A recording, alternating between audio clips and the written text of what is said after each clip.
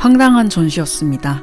마리 로랑생 회고전이라는 이름을 내걸고 그녀의 작품 세계를 이해하는 데 거의 핵심이라 할 수 있는 그녀의 양성애자 정체성, 여성에 대한 사랑, 동성과의 관계, 사포적 맥락을 전혀 언급하지 않는 전시라니요. 단순히 언급하지 않는 수준이 아니라 의도적으로 철저히 지우고 있다는 인상을 받았습니다.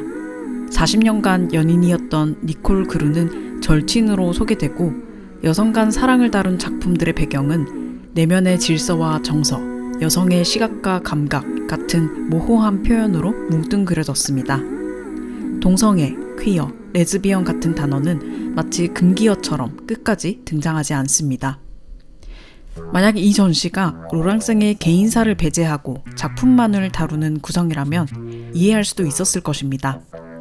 하지만 이 전시는 로랑생의 퍼스널 라이프 스토리텔링에 강하게 의존하고 있고 그게 핵심 구조를 이루고 있습니다.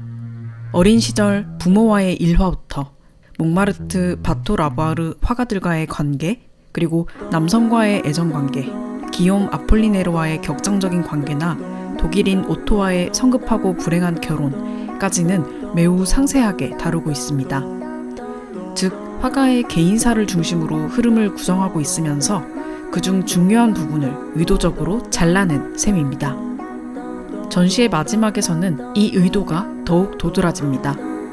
마리 로랑생이 파리 화단에서 구축한 독자적인 위치나 미술사적 의미보다는 유일하게 진정했던 사랑으로서 젊은 시절의 연인 기욤 아폴리네르를 강조합니다. 그의 편지를 가슴에 안고 묻혔다는 이야기를 로맨틱하게 연출하며 전시는 마무리됩니다. 그렇다면 더더욱 의문이 남습니다. 이렇게까지 화가 개인의 사랑 이야기를 전면에 내세운 전시라면 왜 그 반쪽 여성과의 사랑에 대해서는 언급조차 없는 걸까요? 화가의 중요한 정체성을 이렇게까지 지우고 편집한 회고전은 과연 무엇을 위한 전시일까요?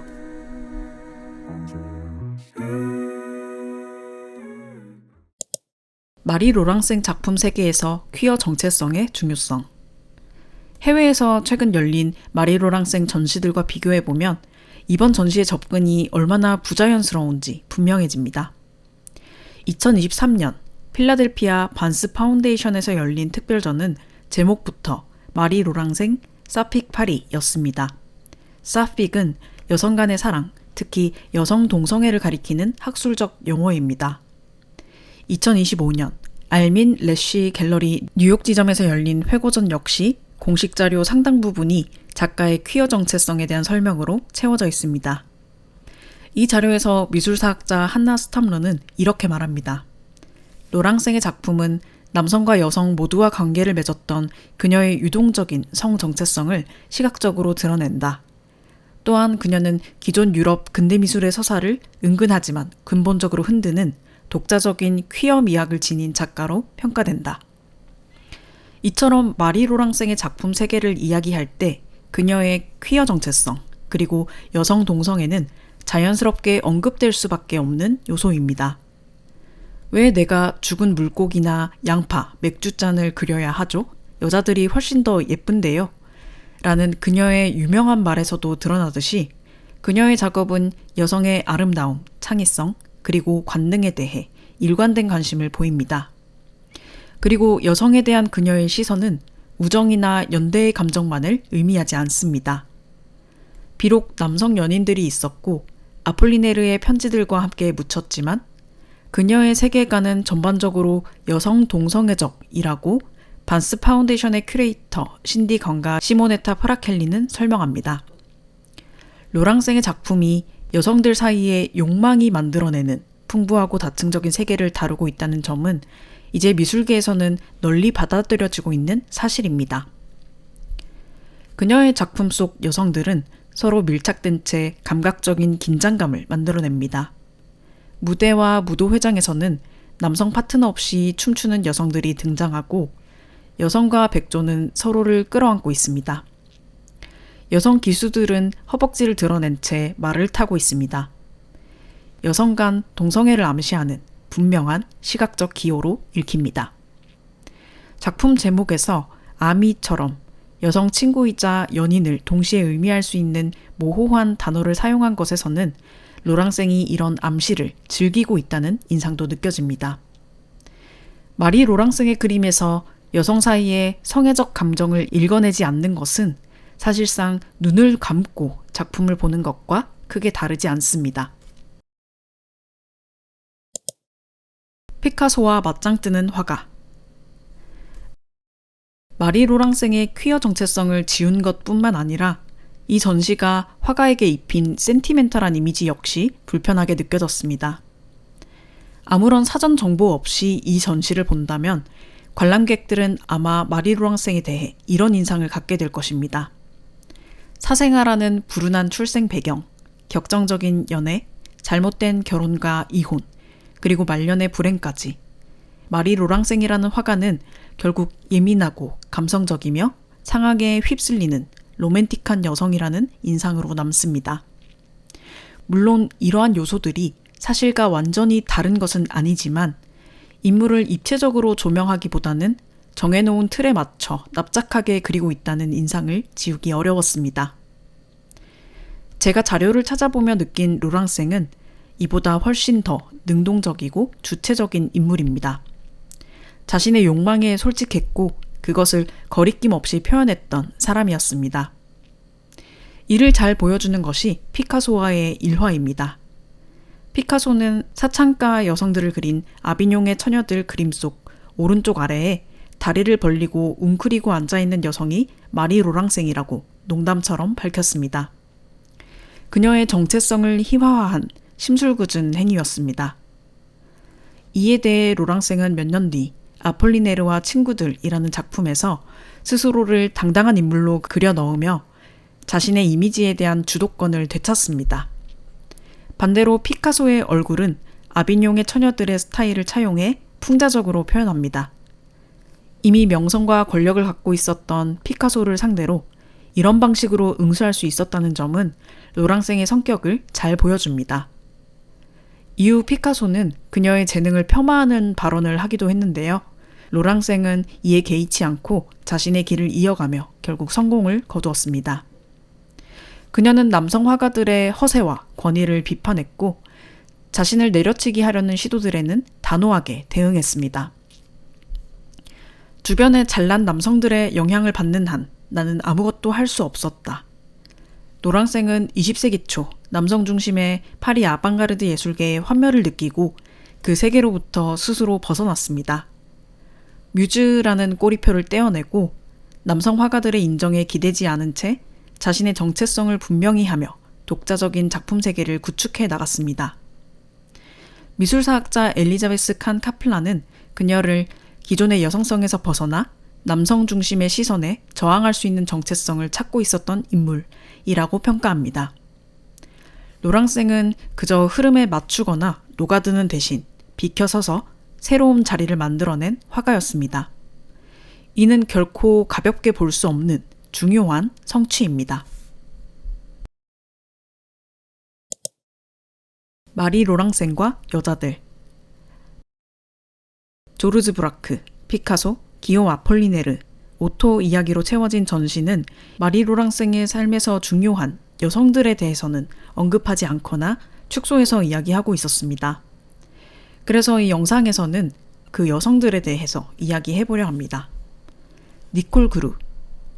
마리 로랑생은 독일인과 결혼했기 때문에 1차 세계대전 직후 파리에서 추방되어 스페인에서 망명 생활을 하게 됩니다. 이 시기 남편 오토 폰 하우젠의 잦은 음주와 폭력적인 성향으로 인해 결혼 생활은 크게 흔들리고 있었습니다. 그때 그녀와 편지를 자주 주고받고 또 파리에서 스페인으로 로랑생을 종종 찾아와준 친구가 있었습니다. 파리 유명 패션 디자이너 폴 포아레의 여동생이자 그녀 자신도 패션 디자이너였던 니콜 그루였습니다. 니콜도 로랑생과 마찬가지로 결혼한 상태였지만 두 사람의 관계는 곧 연인으로 발전하게 됩니다. 1915년 니콜 그루가 로랑생에게 보낸 편지에는 이렇게 적혀 있습니다. 당신의 눈은 푸른 새 같고 당신의 가슴은 하얀 새 같아요. 당신의 마음은 희귀한 새 같아요. 쉽게 겁먹지만 거칠면서도 부드럽고 낯설어요. 나를 사랑하기 위해 숨어 있죠. 이후 로랑생이 다른 친구에게 보낸 편지에 니콜에 대한 언급과 파랑새여, 시대의 색깔이여, 어서 우리에게 돌아오라 라는 표현이 여러 번 등장합니다. 로랑생의 작품에 자주 등장하는 새의 모티프도 니콜 그르 혹은 두 사람의 관계를 상징하는 기호로 해석됩니다.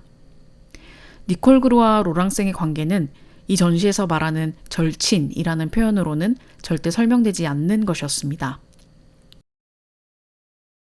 니콜 그르의 두 딸은 훗날 작가가 되어 작품 속에서 어머니와 로랑생의 이 특별한 관계를 묘사하기도 했습니다. 로랑생이 데모이기도 했던 첫째 딸 브누아트 그르는 자신의 소설에서 니콜 그르는 결국 결혼한 상태였다.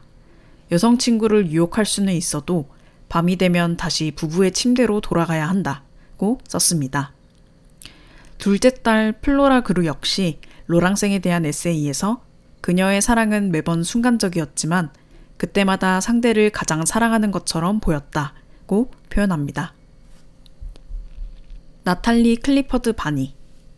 로랑생은 1921년 오토와 이혼한 뒤 파리로 돌아와 레즈비언 사교계에 발을 들입니다. 미국 출신의 작가이자 당대 레즈비언 문화의 중심 인물이었던 나탈리 클리퍼드 바니가 운영하던 사픽 살롱에 드나들기 시작한 것인데요. 이 살롱은 고대 그리스 시인 사포와 레스보스 섬의 여성 공동체에서 영감을 받아 만들어진 공간으로 창작 활동에 영감을 주고받는 여성 간 교류를 중심으로 운영되었습니다. 곧 파리 레즈비언 문화의 중요한 거점으로 자리 잡았고 조앤 쉔카는 이곳을 레즈비언들의 모임과 지식인들의 교류가 유쾌한 긴장 속에서 공존하는 공간이라고 묘사했습니다. 이곳에서 로랑생은 실비아 비치, 타마라 드 램피카, 거트루드 스타인 등 문화예술계의 주요 레즈비언 인물들과 교류하게 됩니다. 로랑생이 자신의 양성애자 또는 동성애자 정체성을 공개적으로 선언한 적은 없지만 이런 인물들과 자연스럽게 어울리며 활동했다는 점에서 다양한 성별에 대한 자신의 감정을 비교적 솔직하게 드러냈고 편안하게 느꼈던 것으로 보입니다. 이는 광란의 시대라고 불렸던 1920년대의 파리의 분위기와도 맞닿아 있습니다. 당시 파리는 기존의 도덕과 규범을 거부하고 자유와 쾌락을 추구하던 시기였습니다. 로랑생이 그려낸 몽환적이고 친밀한 여성들의 세계는 어쩌면 그 시대 파리의 레즈비언 서브컬처가 지녔던 현실과 크게 다르지 않았을지도 모릅니다. 수잔 모로. 파리로 돌아온 로랑생은 성공과 명성을 모두 얻었고 망명과 재산 압류의 굴레에서도 벗어나 경제적인 안정도 얻게 되었습니다. 제2차 세계대전과 대공황으로 파리의 광란의 시대가 끝난 뒤에는 사교계와는 거리를 두고 비교적 조용하고 차분하게 작품 활동에 집중하는 시간을 보냅니다. 로랑생은 자신의 집에서 가정부로 고용한 수잔 모로라는 여성과 함께 지냈는데요. 이번 전시에서는 수잔 모로를 로랑생을 가스라이팅해서 자신에게 의존하게 만들고 결국 재산을 상속받은 인물처럼 묘사하고 있었는데 제 생각에 이러한 해석은 다소 일방적일 가능성도 있어 보입니다. 명확한 기록은 없지만 모로가 로랑생의 연인이자 동거인이었을 가능성이 제기되어 왔습니다. 로랑생은 사망 몇 년 전 수잔 모로를 입양해서 자신의 재산을 상속받도록 했는데 이는 동성결혼이 제도적으로 인정되지 않았던 당시 동성 파트너에게 법적 권리를 부여하기 위해서 흔하게 사용되던 방식이었습니다. 두 사람의 관계가 정확히 어떠했는지는 단정하기 어렵지만 적어도 수잔 모로가 로랑생의 말년을 함께 보낸 존재였다는 점은 분명합니다. 만약 그녀가 로랑생의 삶에 안정감이나 위안을 주는 사람이었다면 그 관계를 단순히 부정적으로만 해석하는 것이 맞는지 조심스럽게 생각해 봐야 할 문제일 것입니다. 마리 로랑생에겐 새 회고전이 필요하다. 이번 전시는 일본의 마리 로랑생 뮤지엄의 소장품으로 구성된 전시입니다. 마리 로랑생의 열렬한 수집가였던 다카노 마사히로가 설립한 이 미술관은 약 600여 점의 작품을 보유하고 있었지만 현재는 폐관된 뒤 작품 대여 형태로 운영되고 있습니다. 찾아보니 2017년 12월에 예술의 전당 한가람미술관에서 열렸던 마리 로랑생전 색채의 황홀 역시 이 미술관의 작품을 대여해 구성했던 전시였습니다. 그리고 당시 그 전시 또한 이번과 마찬가지로 로랑생의 퀴어 정체성과 남성 중심 미술계에 대한 저항이라는 중요한 맥락을 충분히 다루지 않았던 것으로 보입니다. 이쯤 되니 그다지 놀라운 일도 아닙니다. 물론 이 전시들의 그 선택의 배경이 전혀 이해되지 않는 것은 아닙니다. 기획자의 입장에서 보면 보다 보수적인 관람객층의 티켓 구매를 고려할 때 작가의 동성애적 정체성을 전면에 드러내지 않는 것이 안전하다고 판단되었을 수도 있습니다. 굳이 관람객을 불편하게 만들 필요가 없다는 전략적인 선택이었을 것입니다. 그래서 결과적으로는 아름답고 장식적인 그림을 편안하게 감상하세요. 이 여성의 드라마틱한 인생 이야기에 공감해보세요. 이성애적 사랑, 헤테로 릴레이션십의 낭만적 서사에 몰입해보세요 라는 메시지로 폴리시되면서 전시가 얄팍해지고 왜곡되어 버린 것입니다. 대관 전시 중심이긴 하지만 그래도 메이저한 공공미술관인 예술의 전당이나 잘 알려진 민간 미술관인 마이아트 뮤지엄 같은 주요 전시 공간들이 이런 기획을 반복해서 선보인다면 국내 전시 환경의 질적 성장은 기대하기 어려울 것입니다. 관객의 선택에서 밀려나지 않고 장기적으로 시장을 키우기 위해서는 전시 기획자와 미술관이 관람객의 안목을 신뢰하고 더 높은 수준의 해석과 기획을 제시하려는 노력이 필요하다고 생각합니다. 실제로 제가 느끼기에 최근 전시장을 찾는 관람객들을 보면 더 이상 단순히 아름답고 정제된 이미지만을 원한다고 생각하지 않습니다. 예술가를 있는 그대로 이해하고 싶어하고 작품을 통해 그들이 바라본 세계를 경험하고자 합니다. 작가의 삶과 정체성을 왜곡하거나 축소하고 맥락을 바꾼 채 소비하기 쉽게 포장한 전시에 2만 원이 넘는 비용을 지불하려는 관객은 점점 줄어들 것입니다.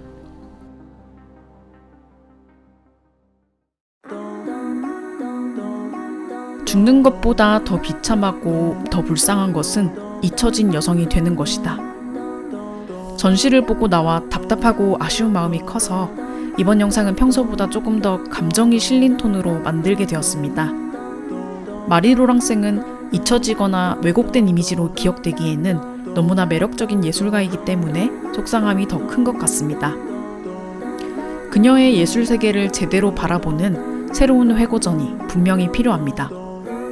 파스텔 톤으로 부드럽게 아름다우면서도 급진적인 방식으로 독립적인 여성들이 살아가는 평화로운 세상을 묘사한 독특한 방식, 그리고 그 여성들 사이의 관계와 감정을 정면으로 다루는 시선까지, 이 모든 것을 있는 그대로 보여줄 수 있는 최소한의 용기와 깊이를 갖춘 전시로 마리 로랑생이라는 예술가를 다시 만나보고 싶습니다.